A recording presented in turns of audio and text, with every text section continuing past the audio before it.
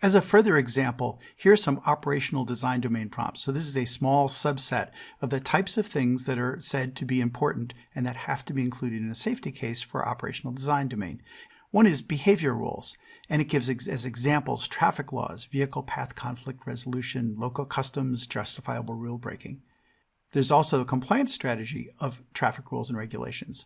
So the first one said you have to identify what the traffic laws are, but this one is how to argue that you actually conform to them and that you won't break traffic rules unless it's necessary or somehow appropriately safe to do so. There's a prompt element about vulnerable populations, including number, density, and types. There's one about special road users. And there's one about seasonal effects. Sure, it could be snowing, but also snow might be covering the vehicle even after it's done snowing, or maybe the leaves drop off the trees and that affects your localization ability, and so on.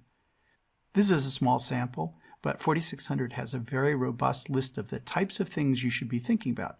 Do you need technical mitigations for all of them? No, you don't. You need to argue in your safety case that if it applies to you, you have it covered somehow.